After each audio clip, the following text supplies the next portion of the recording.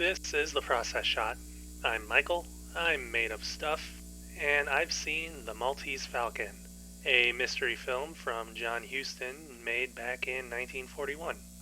After a brief intro scroll explaining what the titular falcon is, a statuette sculpted and encrusted with priceless jewels and metals, we find ourselves following Sam Spade, a private investigator whose partner is shot on the job while tailing a potential kidnapping suspect. Spade is considered a suspect in the investigation, learning that the other man had been shot and killed as well. Getting in touch with the woman who hired him in the first place, Spade becomes drawn closer to her, all the while being drawn into the conspiracy involving her, the alleged kidnapper, and a small group looking to get their hands on the Falcon. It's a very well-written story with enough twists to keep the viewer guessing, without introducing anything unrealistic or out of left field entirely. There's a definite emphasis on not only maintaining an ongoing mystery, but also keeping the film's characters developed, most of all being Sam Spade himself. He's primarily hard-boiled and focused on his work, but able to show a softer appreciation and sympathy for others, generally when it comes to his work partners. The titular Falcon doesn't itself factor much into the film, actually showing up only closer to the end. Instead, the story is about the hunt for the Falcon and the lengths that people will go to have it, with Sam being a disruptive force that threatens the group's ability to work within the shadows, so to speak.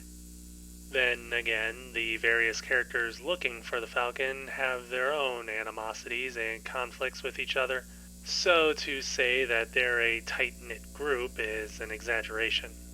It's arguably these conflicts taking precedence over the actual hunt that becomes their downfall in the long run.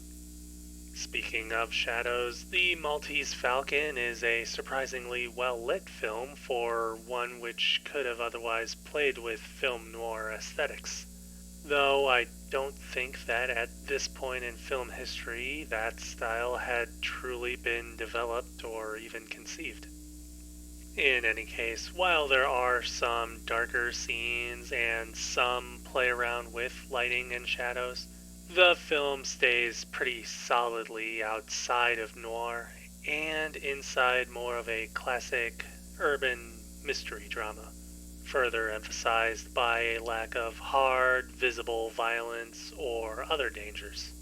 Hell, there's even a few moments of levity, complete with a jolly little jingle.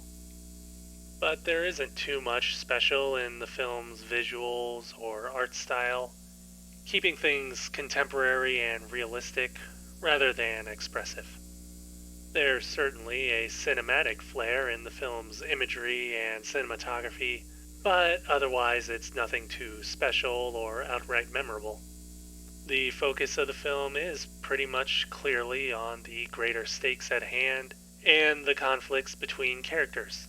And through Sam Spade, we, the viewer, also get caught up in the ongoing events, not necessarily as an active participant, but certainly as someone on the outside falling in over their head. Ultimately, the mystery of the Maltese Falcon is one which the audience is led to figure out over time, with a few expository pushes from the characters along the way. But overall, the movie becomes less about what results from the chase and more about the drama and classical romance of the chase itself.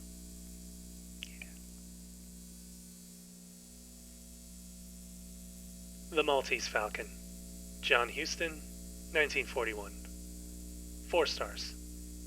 I'd say to give it a watch whenever you can.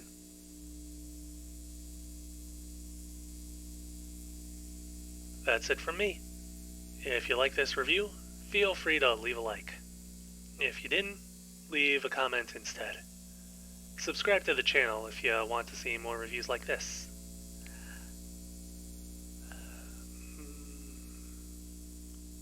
I think I'm starting to run out of things to say at the end of these reviews again.